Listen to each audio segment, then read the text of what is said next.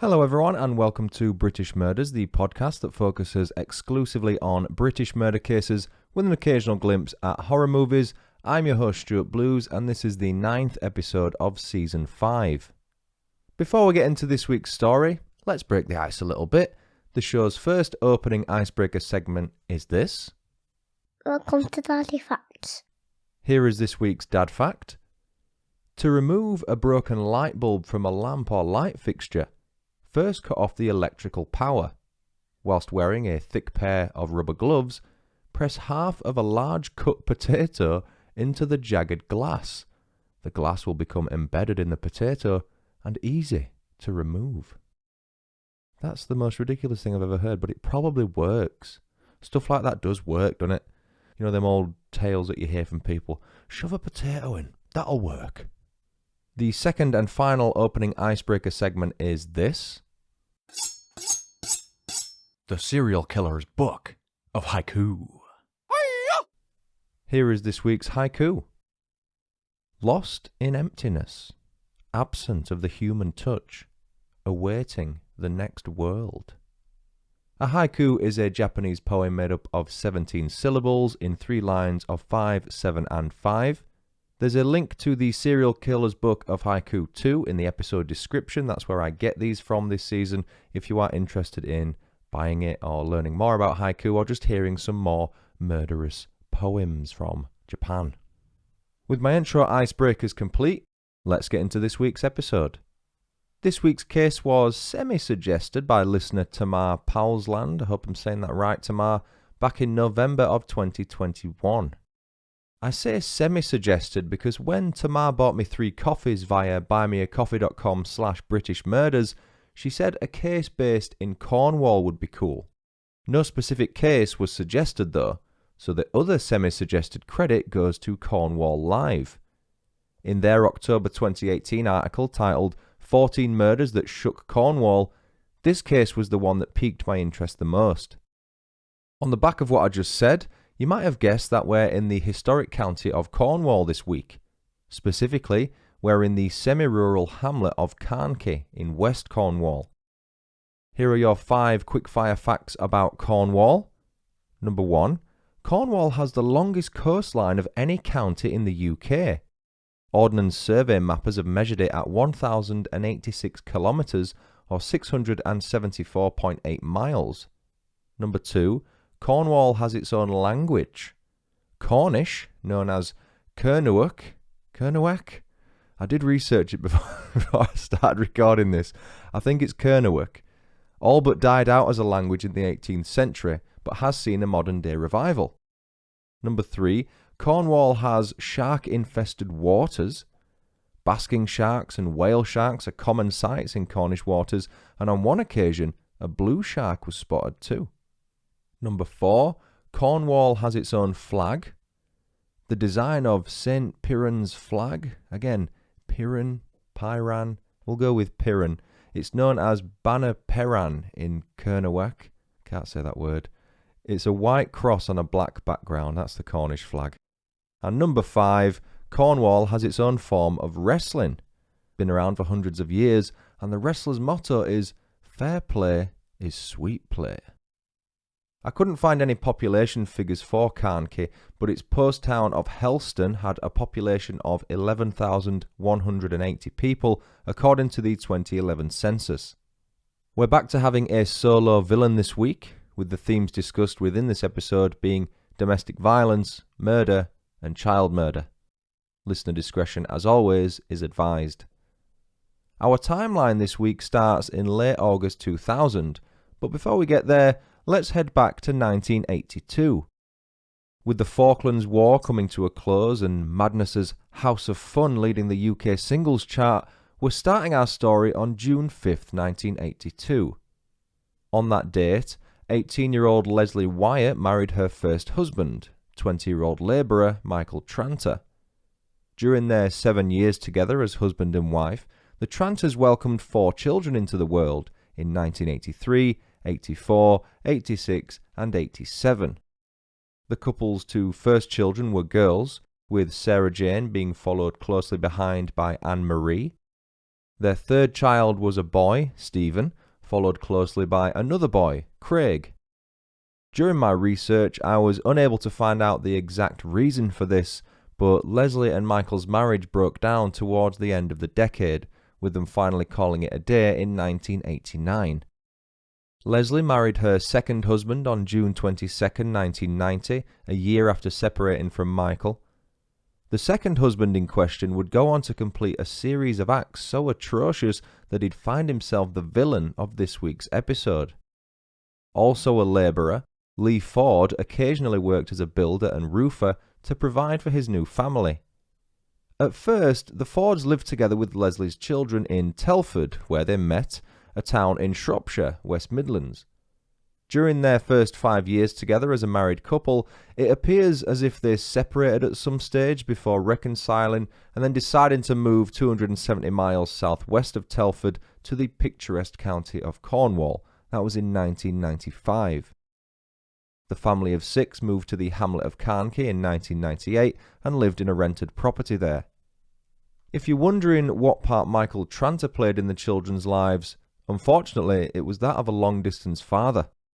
Michael would later explain that he used to see the children every weekend, but as soon as they moved down to Cornwall, he claims to have had difficulty gaining access to them. It's unclear whether he meant that in a logistical sense, because Cornwall's pretty far, it's right at the bottom of the country, or whether it's because Lesley and or Lee made things difficult for him. I'm sure you'll come to your own conclusion as the story progresses. Let's discuss Lee and his personality now in a bit more detail. He liked to have a drink, and did so frequently at Carnkie's local cricket club. A quick look online suggests the club in question was Wendron Cricket Club, as it appears to be the only one located in Carnkie. Lee, who was 33 years old in the year 2000, 3 years Lesley's junior, was also said to have an extremely short fuse combined with a wicked temper. Perhaps drinking alcohol wasn't the smartest thing to do given his dark personality traits. By May 2000, things had gone rapidly downhill for the Fords. Lesley had concerns that Lee was having a sexual relationship with her eldest daughter, the then 17-year-old Sarah Jane. She even went to speak with a solicitor to voice her concerns and get some advice on what her options were from a legal standpoint. It wasn't just the suspected sexual relationship that worried Lesley, though. She was in a constant state of anxiety due to threats of violence from Lee, caused primarily by his frequent consumption of alcoholic beverages. The pair often argued about trivial things, such as Lee being frustrated that he couldn't videotape his TV programs because his stepkids were watching something else. This is clearly before Sky Plus, where you can record multiple things at once. Lee would sulk to the point where he spent most of his free time locked in the garage, where he could watch his shows uninterrupted. It's thought that any sexual relationship between Lee and Sarah Jane had been going on since March 2000, with Lee's role as an overbearing stepfather adding further fuel to Lesley's fire. The solicitor reached out to social services to make them aware of everything going on at the Ford's home in Carnkie, but because Sarah Jane was 17, they were informed that nothing could be done. For any non-UK listeners, the legal age of sexual consent in the UK is 16 and has been since August 14, 1885. Before that, the legal age of consent here was 13. How frightening must that have been? But what about Lesley's other 3 children from her first marriage? 17-year-old Sarah Jane was earning money by working at McDonald's in Falmouth, a town located 7 miles east of Carnkie, but the rest all attended Helston School, known in the present day as Helston Community College. 16-year-old Anne-Marie will likely have been studying for her GCSEs, 14-year-old Stephen will have likely been in Year 9, and 13-year-old Craig will have been in Year 8. It's now time to discuss this week's tragic timeline of events, which started on August 31st, 2000. That was the last time anybody could recall seeing Lesley and her 4 children from her first marriage. I've phrased it that way because Lesley and Lee had 2 children of their own. The then 9-year-old Kieran was born in 1991, and 3-year-old Leanne was born in 1997. August 31st, 2000 was a Thursday, so concerns were raised the following day when Sarah Jane didn't turn up for a shift at McDonald's. Anne-Marie, Stephen and Craig failed to attend Helston School the following day as well. Despite that, the alarm wasn't raised until a full month had passed. I'll come back to why that was later in the story. Lesley's brother, Peter Wyatt, was the one who finally raised the alarm and contacted the police with concerns regarding the whereabouts of his sister as well as his nieces and nephews. Peter, who lived 220 miles away in Hampshire, explained to the police that they were all missing at the start of October 2000, with the police holding a subsequent press conference on October 4th, 2000. During the press conference, the police appealed to the public to come forward with any information regarding the whereabouts of the 36-year-old mother and her children. They also explained that Lesley's current husband, Lee, was missing, along with the two children. Lee wasn't missing, though.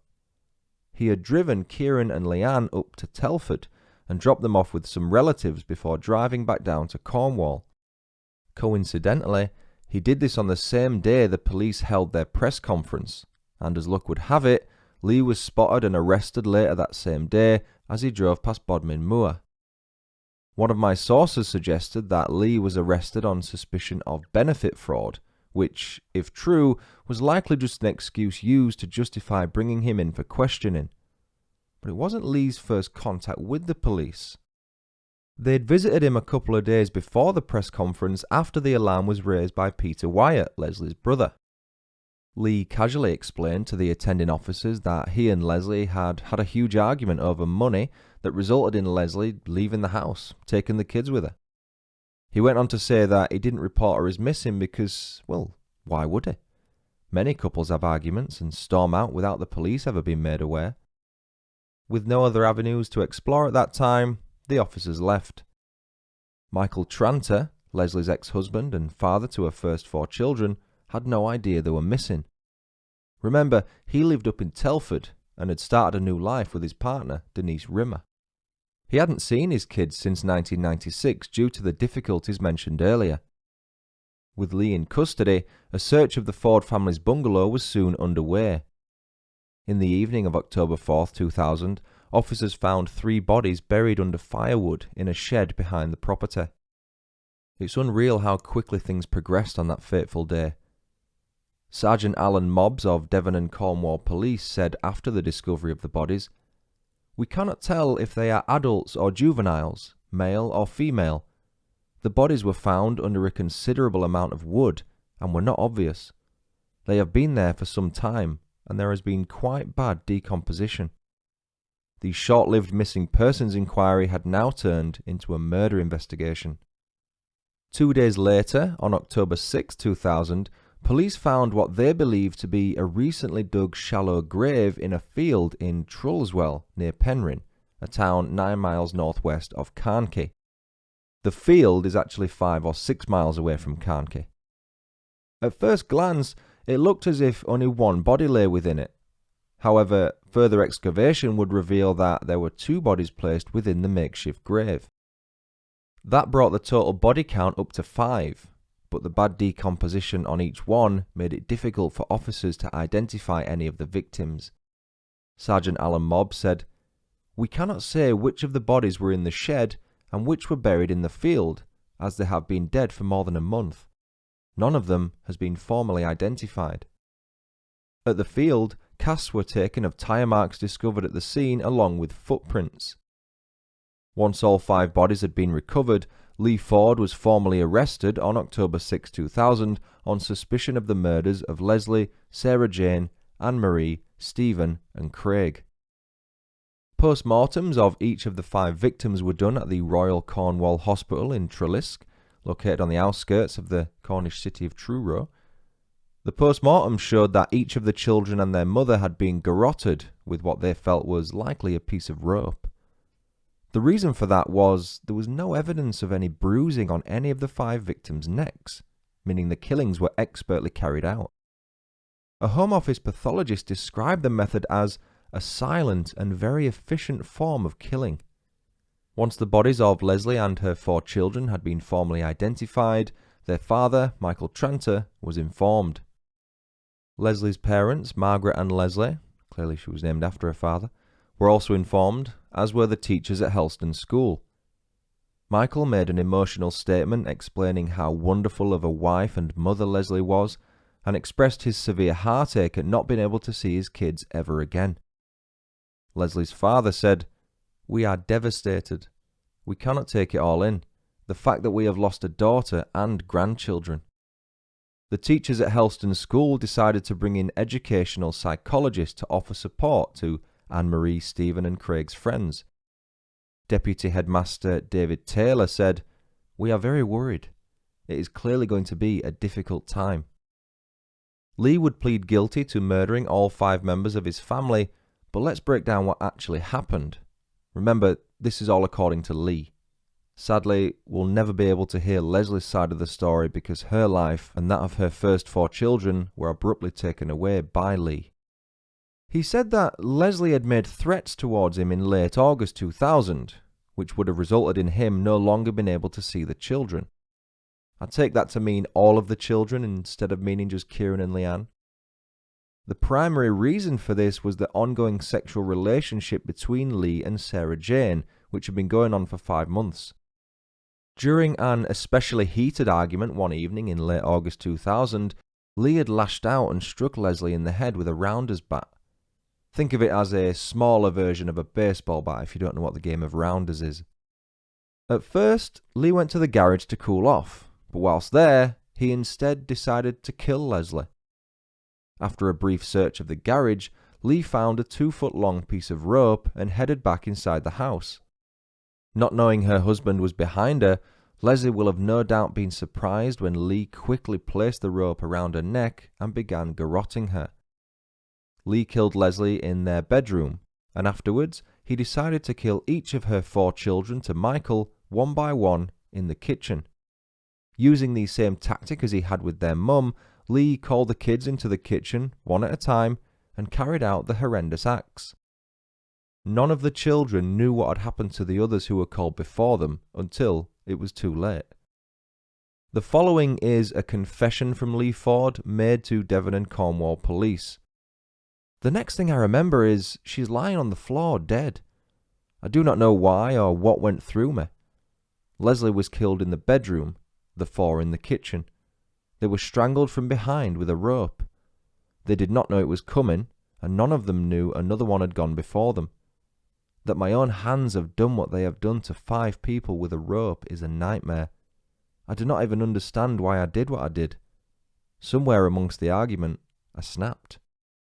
The 5 brutal murders appear to have happened within the same 24-hour period, most likely during the evening of August 31st, 2000. Turning his attention now to how he would dispose of the 5 bodies, Lee placed each of them in a bedsheet, covered them in lime, and at first buried them all in the woodshed behind the bungalow. After that first surprise visit from the police, Lee decided to move the bodies somewhere else. The 2 bodies found in the field in Treluswell, sorry if I'm saying that wrong, were later revealed to have belonged to Sarah Jane and Anne-Marie, with Lee intending to move the remaining 3 bodies to the same place. Only his arrest while returning from Telford prevented him from doing so. After killing Lesley and the kids, Lee cancelled a job interview. He explained that his wife and kids had suddenly been overcome with food poisoning and that he had to look after them. The food poisoning story was also used to justify why Lee had dropped Kieran and Leanne off with relatives in Telford. Perhaps even more disturbing is that Lee told their neighbours that Lesley had left him and taken the kids with her.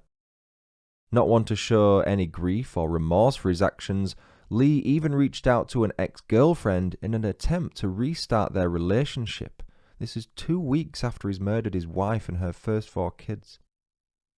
Lee explained to the ex-girlfriend that Lesley had left him and would 100% not be returning.